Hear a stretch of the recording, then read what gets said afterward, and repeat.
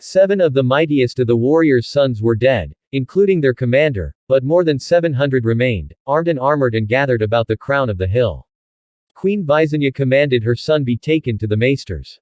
As the litter bearers bore him down the hill, the swords of the faith dropped to their knees in submission. The Dowager Queen ordered them to return their fortified sept atop the hill of Rhaenys. For 27 days Maegor Targaryen lingered at the point of death, whilst maesters treated him with potions and poultices and septons prayed above his bed. In the Sept of Remembrance, the warriors' sons prayed as well, and argued about their course.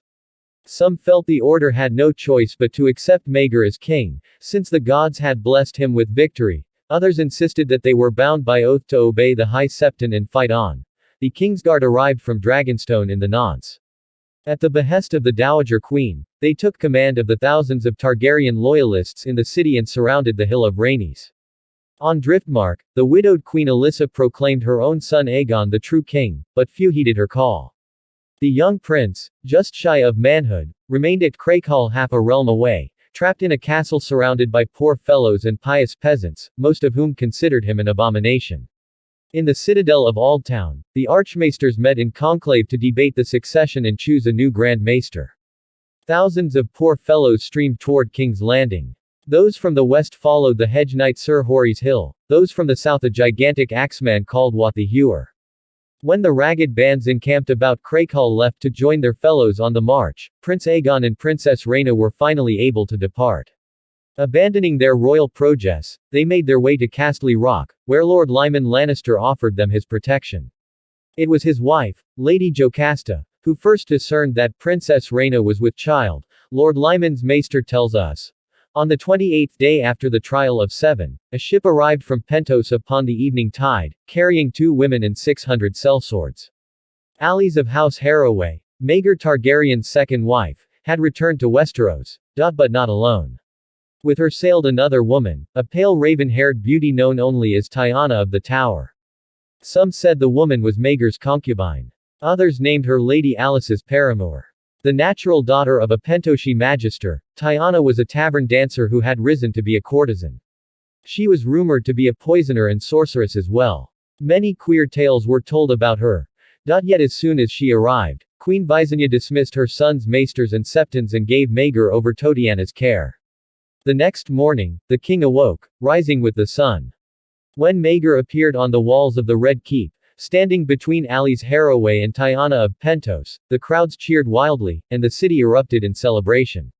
But the revels died away when Maegor mounted Balerion and descended upon the hill of Rhaenys, where 700 of the warriors' sons were at their morning prayers in the fortified sept. As dragonfire set the building aflame, archers and spearmen waited outside for those who came bursting through the doors. It was said the screams of the burning men could be heard throughout the city, and a pall of smoke lingered over King's Landing for days. Thus did the cream of the warriors' sons meet their fiery end. Though other chapters remained in Aldtown, Lannisport, Goldtown, and Stony Sept, the order would never again approach its former strength. King Maegor's war against the faith militant had just begun, however. It would continue for the remainder of his reign. The king's first act upon ascending the Iron Throne was to command the poor fellows swarming toward the city to lay down their weapons, under penalty of proscription and death. When his decree had no effect, his grace commanded all leal lords to take the field and disperse the faith's ragged hordes by force. In response, the High Septon in Aldtown called upon true and pious children of the gods to take up arms in defense of the faith, and put an end to the reign of dragons and monsters and abominations. Battle was joined first in the Reach, at the town of Stonebridge. Their 9,000 poor fellows under Wat the Hewer found themselves caught between 6 lordly hosts as they attempted to cross the Mander. With half his men north of the river and half on the south, Wat's army was cut to pieces. His untrained and undisciplined followers, clad in boiled leather, rough-spun, and scraps of rusted steel, and armed largely with woodsmen's axes, sharpened sticks, and farm implements, proved utterly unable to stand against the charge of armored knights on heavy horses. So grievous was the slaughter that the Mander ran red for 20 leagues, and thereafter the town and castle where the battle had been fought became known as Bitterbridge. Wat himself was taken alive, though not before slaying half a dozen knights, amongst them Lord Meadows of Grassy Vale, commander of the king's host. The giant was delivered to King's Landing in chains, By then Sir Hory's Hill had reached the great fork of the Blackwater with an even larger host, close on 13,000 poor fellows, their ranks stiffened by the addition of 200 mounted warriors' sons from Stony Sept, and the household knights and feudal levies of a dozen rebel lords from the Westerlands and Riverlands. Lord Rupert Falwell, famed as the Fighting Fool, led the ranks of the pious who had answered the High Septon's call. With him rode Sir Lionel Lorch, Sir Alan Terrick, Lord Christopher Wayne, Lord John Lichester, and many other puissant knights. The army of the faithful numbered 20,000 men. King Maegor's army was of like size, however, and his grace had almost twice as much armored horse, as well as a large contingent of longbowmen, and the king himself riding Balerion. Even so, the battle proved a savage struggle. The Fighting Fool slew 2 knights of the Kingsguard before he himself was cut down by the Lord of Maidenpool. Big John Hogg, fighting for the king, was blinded by a sword slash early in the battle, yet rallied his men and led a charge that broke through the lines of the faithful and put the poor fellows to flight. A rainstorm dampened Balerion's fires but could not quench them entirely, and amidst smoke and screams King Maegor descended again and again to serve his foes with flame. By nightfall victory was his, as the remaining poor fellows threw down their axes and streamed away in all directions. Triumphant, Maegor returned to King's Landing to seat himself once more upon the Iron Throne. When Wat the Hewer was delivered to him, chained yet still defiant, Maegor took off his limbs with the giant's own axe, but commanded his maesters to keep the man alive, so he might attend my wedding. Then his grace announced his intent to take Tyanna of Pentos as his third wife. Though it was whispered that his mother, the Queen Dowager, had no love for the Pentoshi sorceress, only Grand Maester Myros dared speak against her openly. Your one true wife awaits you in the Hightower, Myros said. The king heard him out in silence, then descended from the throne, drew Blackfire, and slew him where he stood. Maegor Targaryen and Tyanna of the Tower were wed atop the hill of Rhaenys, amidst the ashes and bones of the warriors' sons who had died there. It was said that Maegor had to put a dozen Septons to death before he found one willing to perform the ceremony. Wat the Hewer, limbless, was kept alive to witness the marriage. King Ennis's widow, Queen Alyssa, was present as well, with her younger sons, Viserys and Jaehaerys, and her daughter Alysanne. A visit from the Dowager Queen in Vhagar had persuaded her to leave her sanctuary on Driftmark and return to court, where Alyssa and her brothers and cousins of House Valerion did homage to Maegor as the true king. The widowed queen was even compelled to join the other ladies of the court in disrobing his grace and escorting him to the nuptial chamber to consummate his marriage, a bedding ceremony presided over by the king's second wife, Alys Harroway. That task done, Alyssa and the other ladies took their leave of the royal bedchamber, but Alys remained, joining the king and his newest wife in a night of carnal lust. Across the realm in Aldtown, the High Septon was loud in his denunciations of the abomination and his whores, whilst the king's first wife, Cerys of House Hightower, continued to insist that she was Maegor's only lawful queen. And in the Westerlands, Aegon Targaryen, Prince of Dragonstone, and his wife, Princess Rhaena, remained defiant as well. All through the turmoil of Maegor's ascension, King Ennis's son and the princess, his wife, had remained at Castle Rock, where Rhaena grew great with child.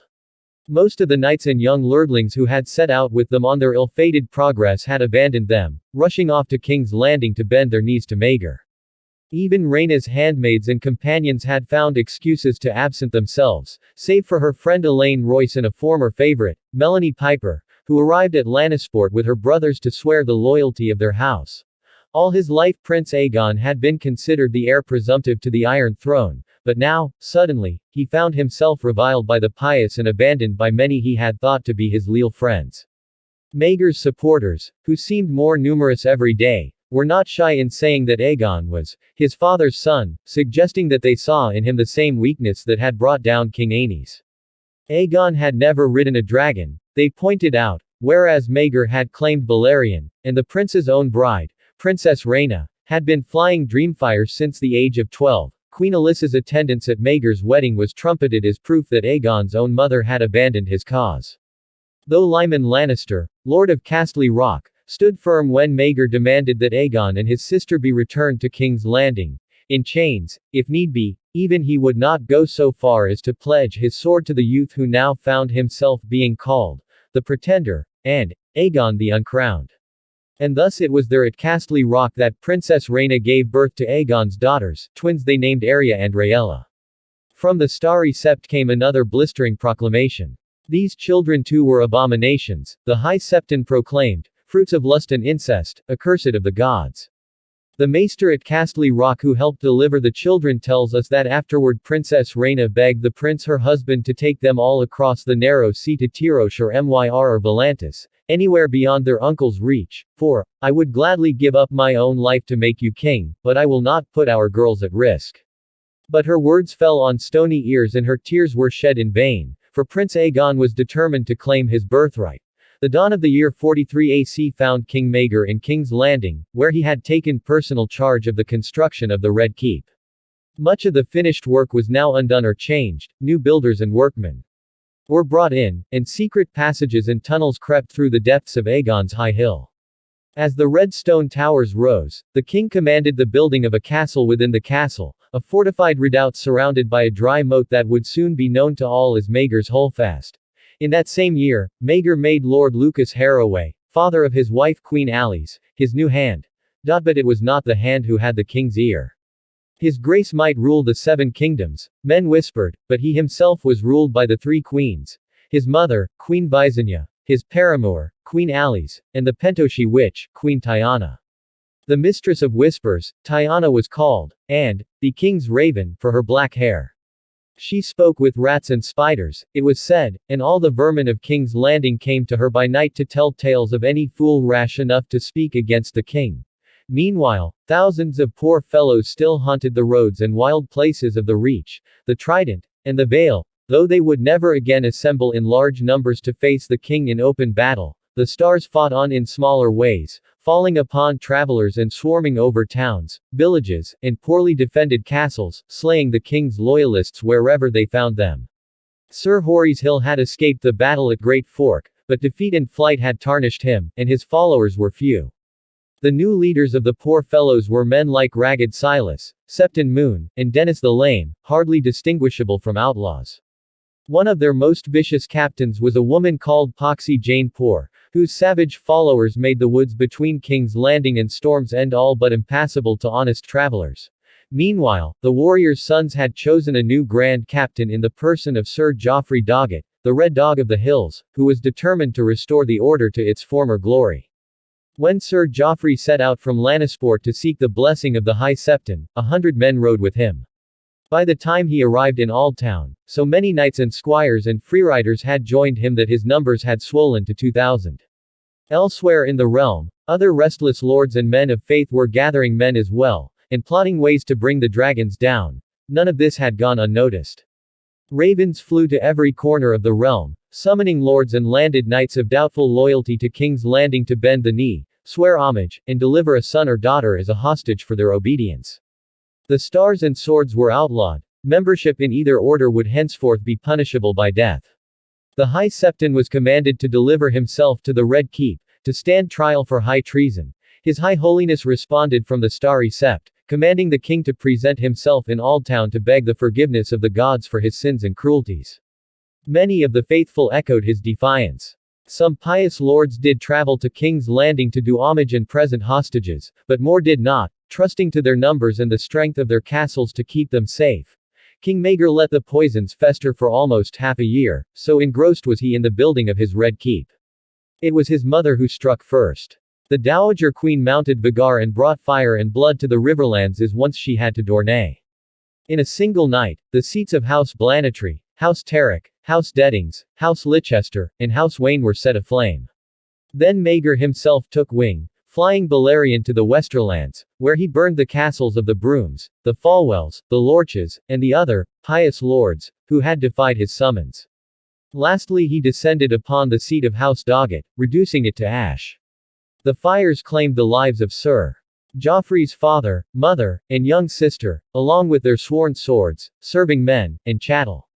As pillars of smoke rose all through the Westerlands and the Riverlands, Vhagar and Balerion turned south. Another Lord Hightower, counseled by another High Septon, had opened the gates of Aldtown during the conquest, but now it seemed as if the greatest and most populous city in Westeros must surely burn. Thousands fled Aldtown that night, streaming from the city gates or taking ship for distant ports. Thousands more took to the streets in drunken revelry. This is a night for song and sin and drink, Men told one another, "For come the morrow, the virtuous and the vile burn together." Others gathered in septs and temples and ancient woods to pray they might be spared. In the starry sept, the high septon railed and thundered, calling down the wrath of the gods upon the Targaryens. The archmaesters of the citadel met in conclave. The men of the city watch filled sacks with sand and pails with water to fight the fires they knew were coming. Along the city walls, crossbows, scorpions, spitfires, and spear throwers were hoisted onto the battlements in hopes of bringing down the dragons when they appeared. Led by Sir Morgan Hightower, a younger brother of the Lord of Aldtown, 200 warriors' sons spilled forth from their chapter house to defend His High Holiness, surrounding the starry sept with a ring of steel. Atop the high tower, the great beacon fire turned a baleful green as Lord Martin Hightower called his banners. Aldtown waited for the dawn, and the coming of the dragons, and the dragons came. Vhagar first, as the sun was rising, then Balerion, just before midday. But they found the gates of the city open, the battlements unmanned, and the banners of House Targaryen, House Tyrell, and House Hightower flying side by side atop the city walls. The Dowager Queen Visenya was the first to learn the news. Sometime during the blackest hour of that long and dreadful night, the High Septon had died. A man of 53, as tireless as he was fearless, and to all appearances in robust good health, this High Septon had been renowned for his strength. More than once he had preached for a day and a night without taking sleep or nourishment. His sudden death shocked the city and dismayed his followers. Its causes are debated to this day. Some say that His High Holiness took his own life, in what was either the act of a craven afraid to face the wrath of King Maegor, or a noble sacrifice to spare the good folk of Aldtown from dragonfire. Others claim the seven struck him down for the sin of pride, for heresy, treason, and arrogance. Many and more remained certain he was murdered. But by whom? Sir Morgan Hightower did the deed at the command of his lord brother, some say, and Sir Morgan was seen entering and leaving the High Septon's privy chambers that night. Others point to the Lady Patrice Hightower, Lord Martin's maiden aunt and a reputed witch, who did indeed seek an audience with His High Holiness at dusk, though he was alive when she departed. The archmaesters of the citadel are also suspected, though whether they made use of the dark arts, an assassin, or a poisoned scroll is still a matter of some debate. Messages went back and forth between the citadel and the starry sept all night. And there are still others who hold them all blameless and lay the High Septon's death at the door of another rumored sorceress, the Dowager Queen Visenya Targaryen. The truth will likely never be known. But the swift reaction of Lord Martin when word reached him at the Hightower is beyond dispute. At once he dispatched his own knights to disarm and arrest the warriors' sons, amongst them his own brother. The city gates were opened, and Targaryen banners raised along the walls. Even before Vhagar's wings were sighted, Lord Hightower's men were rousting the most devout from their beds and marching them to the starry sept at spearpoint to choose a new High Septon. It required but a single ballot. Almost as one, the wise men and women of the faith turned to a certain Septon Pater. 90 years old, blind, stooped, and feeble, but famously amiable, the new High Septon almost collapsed beneath the weight of the crystal crown when it was placed upon his head.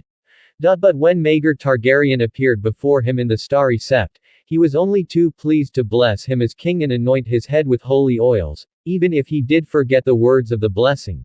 Queen Visenya soon returned to Dragonstone with Vhagar, but King Maegor remained in Aldtown for almost half the year, holding court and presiding over trials. To the captive swords of the warriors' sons, a choice was given. Those who renounced their allegiance to the order would be permitted to travel to the wall and live out their days as brothers of the Night's Watch. Those who refused could die as martyrs to their faith. 3/4 of the captives chose to take the black. The remainder died. 7 of their number, famous knights and the sons of lords, were given the honor of having King Maegor himself remove their heads with blackfire. The rest of the condemned were beheaded by their own former brothers in arms. Of all their number, only one man received a full royal pardon, Sir Morgan Hightower. The new High Septon formally dissolved both the warriors' sons and the poor fellows, commanding their remaining members to lay down their arms in the name of the gods. The 7 had no more need of warriors, proclaimed His High Holiness, henceforth the Iron Throne would protect and defend the faith. King Maegor granted the surviving members of the faith militant till year's end to surrender their weapons and give up their rebellious ways. After that, those who remained defiant would find a bounty on their heads. A gold dragon for the head of any unrepentant warrior's son, a silver stag for the lice-ridden scalp of a poor fellow. The new High Septon did not demur, nor did the most devout. During his time at Aldtown, the king was also reconciled with his first wife, Queen Ceres, the sister of his host, Lord Hightower. Her Grace agreed to accept the king's other wives, to treat them with respect and honor and speak no further ill against them, whilst Maegor swore to restore to Ceres all the rights, incomes, and privileges due her as his wedded wife and queen. A great feast was held at the Hightower to celebrate their reconciliation. The revels even included a betting in a second consummation, so all men would know this to be a true and loving union. How long King Maegor might have lingered at Aldtown cannot be known, for in the latter part of 43 AC another challenge to his throne arose. His Grace's long absence from King's Landing had not gone unnoticed by his nephew, and Prince Aegon was quick to seize his chance. Emerging at last from Castle Rock, Aegon the Uncrowned and his wife, Rhaena, raced across the Riverlands with a handful of companions and entered the city concealed beneath sacks of corn. With so few followers, Aegon dared not seat himself upon the Iron Throne, for he knew he could not hold it. They were there for Rhaena's dreamfire. And so the prince might claim his father's dragon, Quicksilver. In this bold endeavor, they were aided by friends in Maegor's own court who had grown weary of the king's cruelties. The prince and princess entered King's Landing in a wagon pulled by mules, but when they made their departure it was on dragonback, flying side by side. From there, Aegon and Rhaena returned to the Westerlands to assemble an army. As the Lannisters of Castle Rock were still reluctant to openly espouse Prince Aegon's cause, his adherents gathered at Pinkmaiden Castle, seat of House Piper.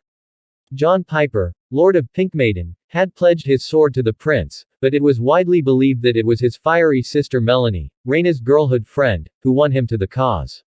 It was there at Pinkmaiden that Aegon Targaryen, mounted on Quicksilver, descended from the sky to denounce his uncle as a tyrant and usurper, and call upon all honest men to rally to his banners.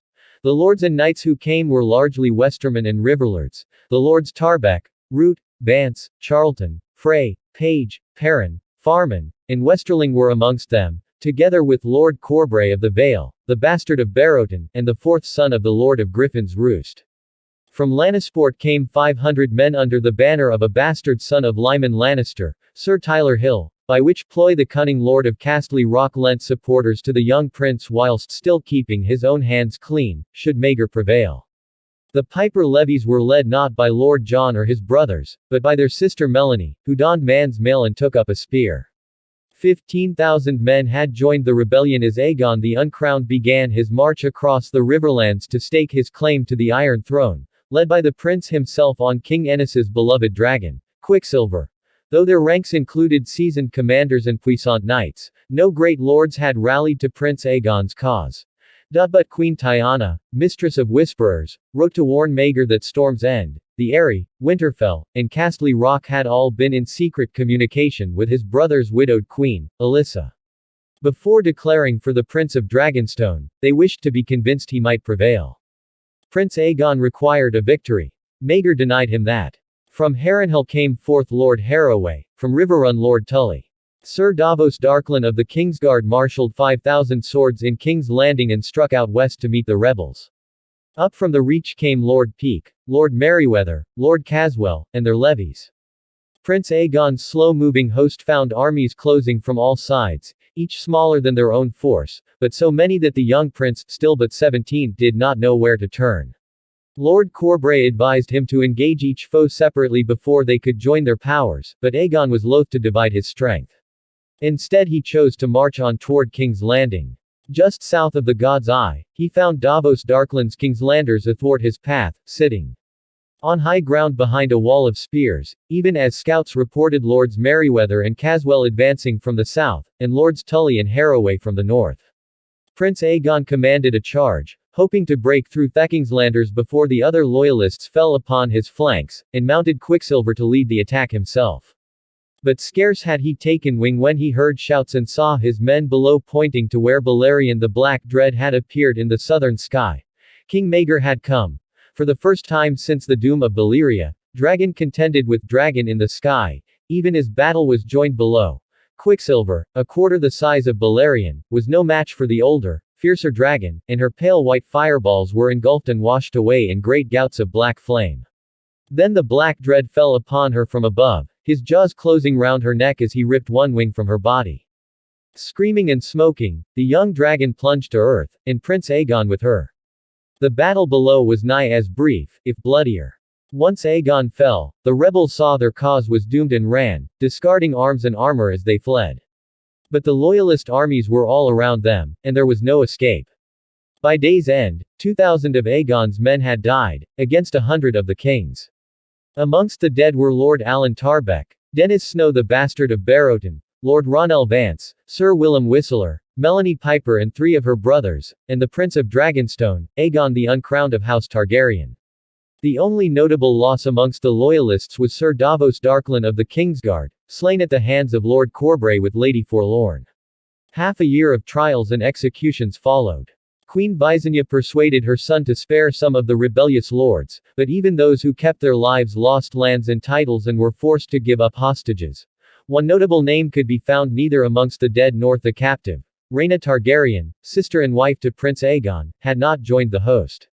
Whether that was by his command or her own choice is still debated to this day. All that is known for certain is that Rhaena remained at Pink Maiden Castle with her daughters when Aegon marched. And with her, Dreamfire. Would the addition of a second dragon to the prince's host have made a difference when battle was joined?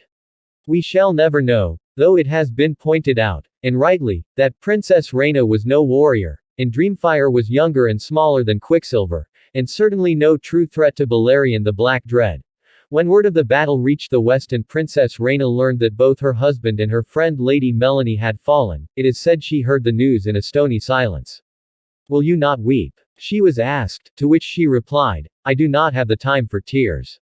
Whereupon, fearing her uncle's wrath, she gathered up her daughters, Arya and Rhaella, and fled farther, first to Lannisport and then across the sea to Fair Isle, where the new Lord Mark Farmont, whose father and elder brother had both perished in the battle, fighting for Prince Aegon, gave her sanctuary and swore no harm would come to her beneath his roof. For the best part of a year, the people of Fair Isle watched the east in dread, fearing the sight of Balerion's dark wings, but Maegor never came. Instead, the victorious king returned to the Red Keep, where he grimly set about getting himself an heir. The 44th year after the conquest was a peaceful one compared to what had gone before. But the maesters who chronicled those times wrote that the smell of blood and fire still hung heavy in the air. Maegor I Targaryen sat the Iron Throne as his Red Keep rose around him, but his court was grim and cheerless, despite the presence of his 3 queens, or perhaps because of it. Each night he summoned one of his wives to his bed, yet still he remained childless, with no heir but for the sons and daughters of his brother, Aenys. Maegor the Cruel, he was called, and Kinslayer, as well, though it was death to say either in his hearing. In Aldtown, the ancient High Septon died, and another was raised up in his place. Though he spoke no word against the king or his queens, the enmity between King Maegor and the faith endured.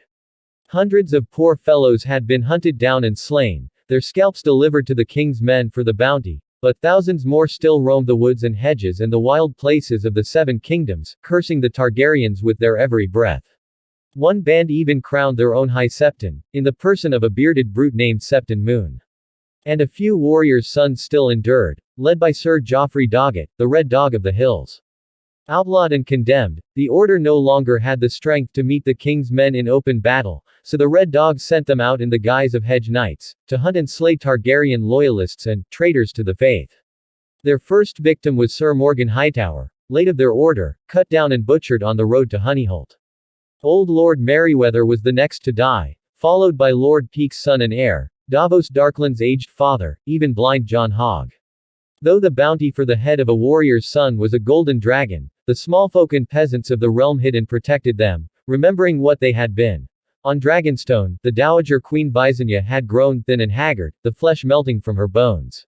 Queen Alyssa remained on the island as well, with her son Jaehaerys and her daughter Alysanne, prisoners in all but name.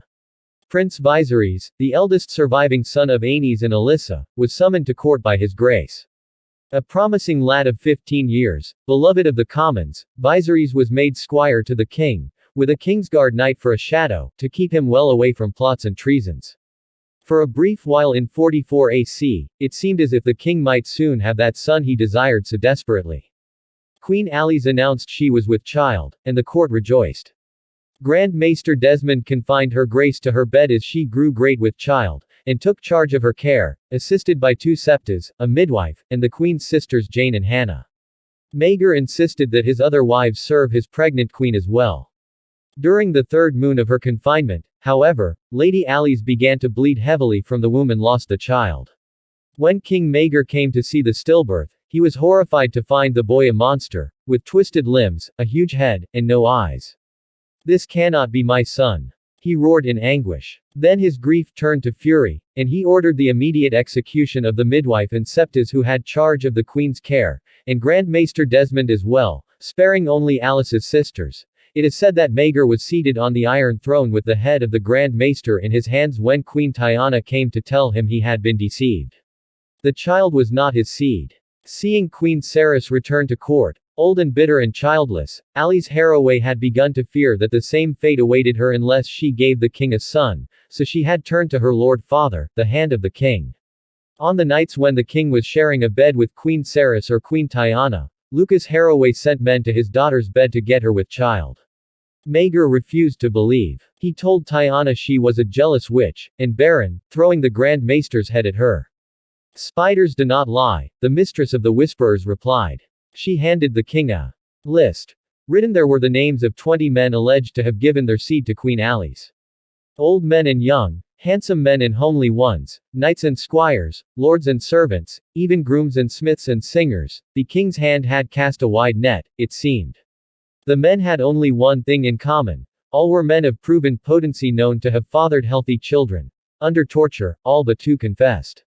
1, a father of 12, still had the gold paid him by Lord Haraway for his services. The questioning was carried out swiftly and secretly, so Lord Haraway and Queen Alice had no inkling of the king's suspicions until the Kingsguard burst in on them. Dragged from her bed, Queen Alice saw her sisters killed before her eyes as they tried to protect her. Her father, inspecting the Tower of the Hand, was flung from its roof to smash upon the stones below. Haraway's sons, brothers, and nephews were taken as well. Thrown onto the spikes that lined the dry moat around Maegor's holdfast, some took hours to die, the simple-minded Orys Haraway lingered for days. The 20 names on Queen Tyanna's list soon joined them, and then another dozen men, named by the first 20. The worst death was reserved for Queen Alice herself, who was given over to her sister-wife Tyanna for torment. Of her death we will not speak, for some things are best buried and forgotten. Suffice it to say that her dying took the best part of a fortnight, and that Maegor himself was present for all of it, a witness to her agony. After her death, the queen's body was cut into 7 parts, and her pieces mounted on spikes above the 7 gates of the city, where they remained until they rotted.